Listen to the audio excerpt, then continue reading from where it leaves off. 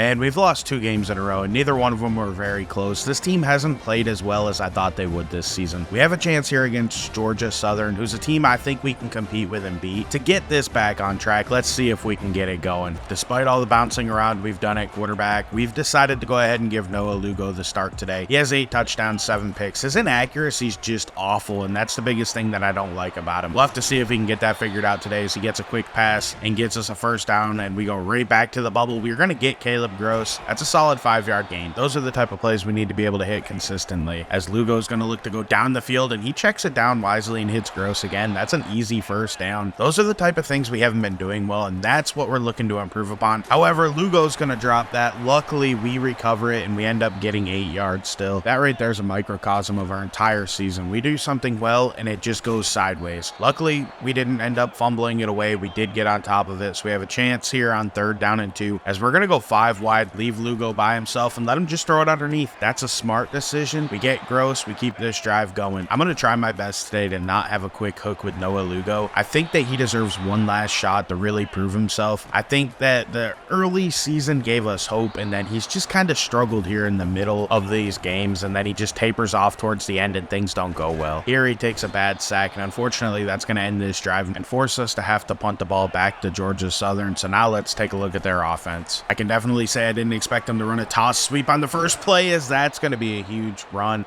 all the way out to the 45-yard line. 2nd and 8 here. They go underneath. Nice gain. That's going to set up 3rd and short.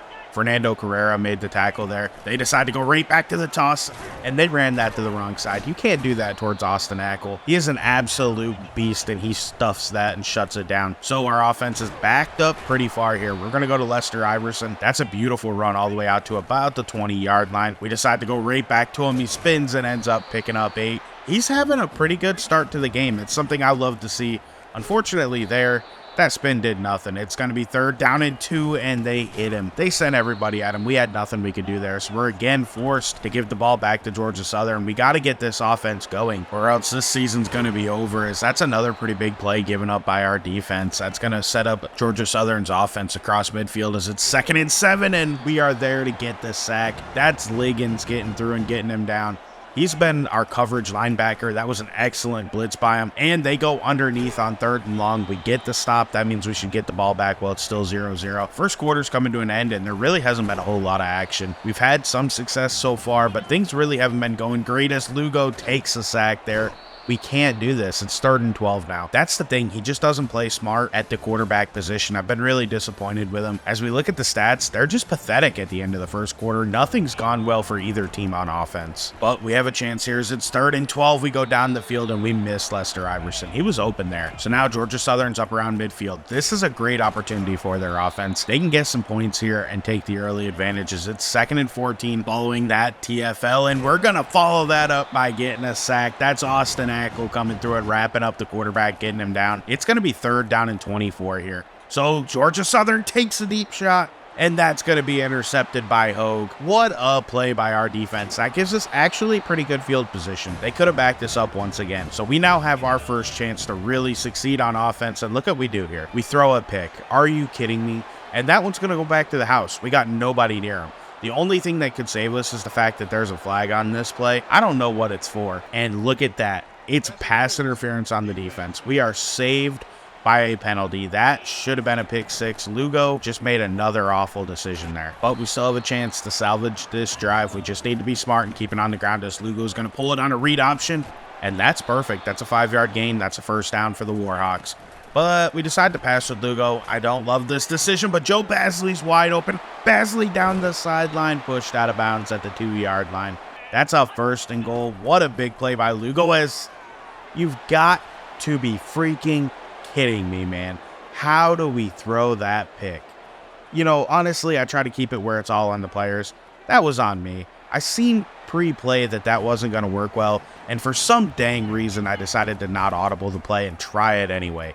That was just stupid. I usually blame the players, but at the same time, I'm controlling them, so it is on me. That was a dumb decision. We got to do better, as we're going to go back to the ground game, and Iverson picks up a pretty good gain there. That's going to set up a 2nd down and 7 here following a run that really didn't go anywhere. Unfortunately, Caleb Gross couldn't hold on to that, so now it's 3rd down We need an answer here, and what the heck was that? That throw led Brian Perez back into the middle and allowed the defender to get back into the play. That was just horrible, and we've got to do better. Unfortunately, we don't do better there. Emmanuel Hawkins doesn't hold contain, and they're able to get outside and get a huge play. We had our chance there. Blades went for the big hit instead of the pick. I think he could have picked that and taken it to the house. We got to be more aware as they go underneath. That's a solid gain, bringing up 3rd down and 6 here for the Eagles. Let's see if we can get some pressure on him. It's been our specialty today. We heated him up. He had to check it down. Great tackle by James Hogue. That gives us the ball back. We have a chance here to answer. We just got to be smart. We got almost 5 minutes left in the first half, so we don't need to rush. And I hate that we started this drive off with 2 passes. Luckily, one of them was a screen, though. That ended up working really well. Lester Iverson picked his way through. Got us a big first down out to the 34-yard line as we go underneath. That's Brian Perez picking up 9. Solid decisions here. But I think with the accuracy issues and my frustration, we honestly called this game wrong. I should have had us running in this situation. It's now 3rd and 2. We decide to pass with Lugo. Luckily, Caleb Gross came open across the middle.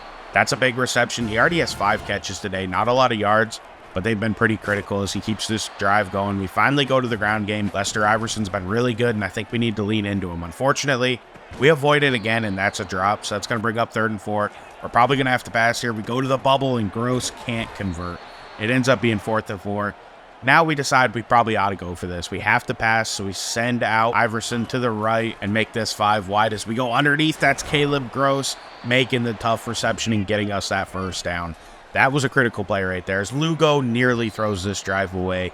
He's just not very smart with the ball, and his accuracy sucks. However, on the next play, we keep firing. Wrong decision. Like I said, I did learn my lesson as the clock's been running down. We should have been running it more here. But it's 3rd and 2, and we have to pass again. We go underneath. Joe Basley's open. They're not covering the drags. We're going to take them all day. That'll get us up and down the field pretty quick as we go to a screen. And, I mean, how do you miss a screen, though, Lugo? That was just awful. It wasn't even close, and it's now 3rd down and 9. And we go underneath, take the drag, get J.J. Harrell for the first down. Or, I mean, just shy of the first down. It's going to be 4th and 2, and we decide to go for it after Georgia Southern calls a timeout. Right back to the drag on the other side, and Basley's wide open. 1st and goal now at the 4. We're going to run a read option, and we should have given that one. That was just a poor read.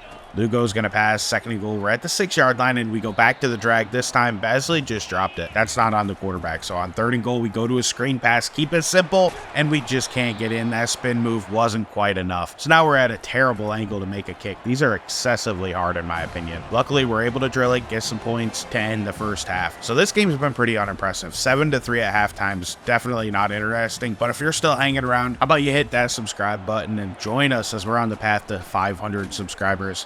We're just getting going on this channel as that's a big play to open up the second half, backing them up 2 yards. They go right back to the ground game this time. They only pick up a couple, so we got them to a quick 3rd and 9. That's key for this defense as they're going to look to pass. They have all day in the pocket, and the quarterback's not spied. He's able to tuck and run, and Liggins makes a huge play there. Makes that tackle 3 yards shy of the sticks and gives us an opportunity to take a lead here in the second half. But we got to play better, and that our offensive line didn't hold up there as we go to the quick little toss, and Basley makes a beautiful spin move. Unfortunately, he only picks up a yard. That was a real nice play by him, though. It's 3rd and 9, and it's all on Lugo's arm, and I don't trust it. However, we hit Perez. It's 4th and short, and we decide to let's keep going. We get a quick little run with Lugo and convert, keeping this drive going as we go back to Basley on the bubble.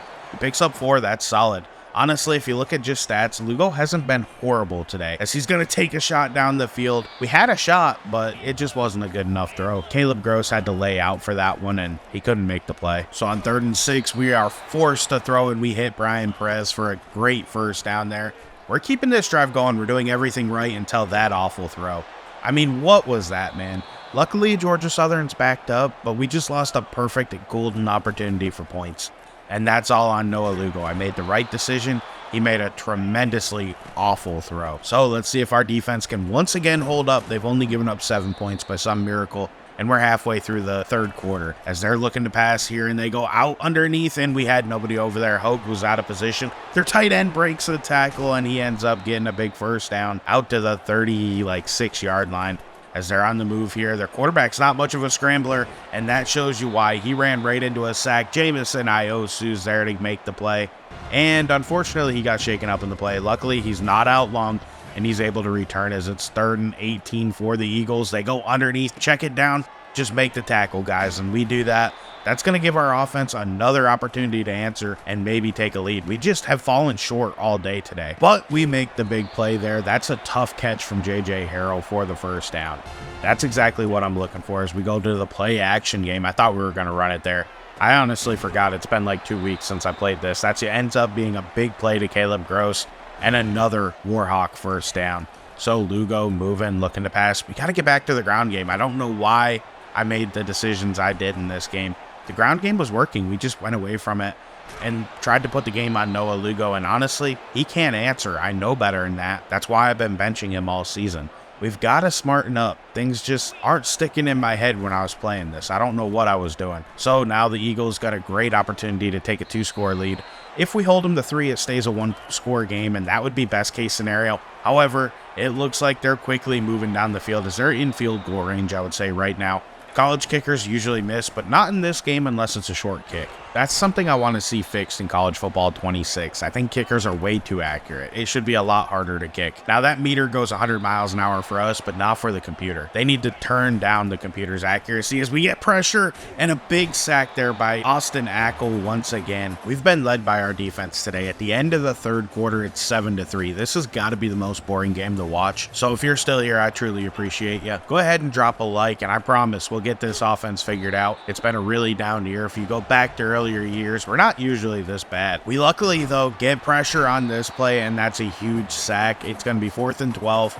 And that forces the Eagles to settle for 3. So we have a chance to, like I said, get that offense figured out. 1 touchdown and this game's all tied up. 9:45 left in the game to do it as we go underneath. That's a big play. Brian Perez is going to get out to the 35-yard line. That's exactly what we need as we go back to the ground game. And that was just a bad read. We should have given that. Lugo had nowhere to go. So now it's going to be 2nd and long, and we're going to be forced to pass. Lugo, though, has a man open underneath. He finds Caleb Gross, and I thought he could make him miss.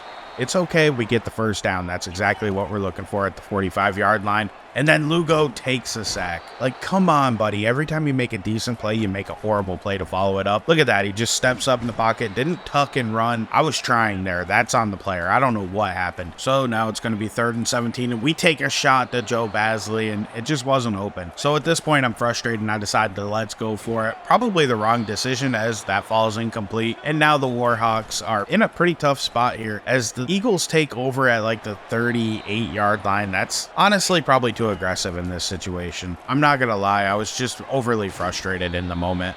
And now the Eagles, they're pretty much primed to get points as they're gonna go and find another tight window completion there and get a first down. Buchanan does get shaken up at the end of that play though, so maybe that'll hurt this Eagles offense as we're again going to get a sack. Austin Ackle is such a beast. He is somebody that we rely upon for everything. And look at that, man. Back-to-back plays, he sacks him and gets him out of field goal range. I guess not. Maybe they're going to be able to get this kick up, and they don't. We block it and recover it. That's going to be Moses going down the sideline. Nobody's around Jeremiah Moses. That's the transfer we brought in, and look at that. He takes it back to the crib. Touchdown, Warhawks. That's exactly what we needed today. That's the spark that we've been looking for. We managed to tie it up with 5:18 left in the ball game. Hopefully our defense can keep it up, because if they can, if we can just get one drive, we'll be all right.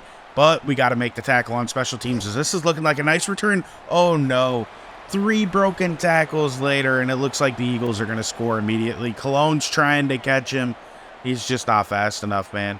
That's a touchdown. How do we do that? We are literally hurting ourselves at every possible turn in this game.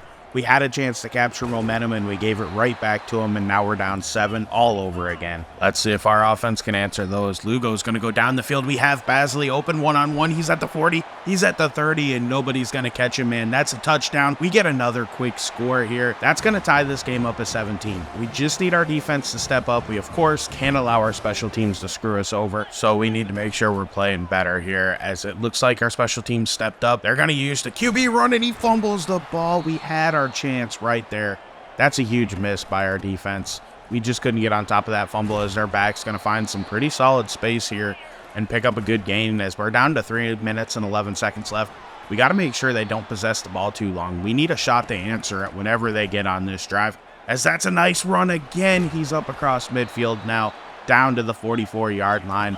2:19 left in the game. They go right back to the ground game, and he is down to the 40. They're in a great position here to kind of seal us off and not give us much of a chance to answer, as that's a big play, and Travis Blades misses the tackle. Honestly, though, they got their touchdown here. It gives us our best chance to come back in this one. We just need to get a touchdown on our next drive. I was afraid we were going to give up a field goal and not have a chance to answer. At least this way we have a shot, as we're going to go for it all on one play, and that really wasn't a smart decision. We should have been smarter. Also, this play call isn't the best. Why are we running 4 verts? Let's settle down. We have plenty of time. We're kind of looking like a rookie play caller here, as we're going to go out, and this play is a nice play to Brian Perez. First down up to the 40, and he gets out of bounds. So we keep this drive going. Lugo, feeling no pressure, has a man wide open, and he fit that in there perfectly to Joe Basley. We're out to the 40. Again, we call 4 verts. We're being a little too aggressive here, and that's going to be it right there. We basically just ended our game by being way too aggressive. Noah Lugo shouldn't have taken that shot anyway. He should have checked it down, thrown it away. It wasn't open.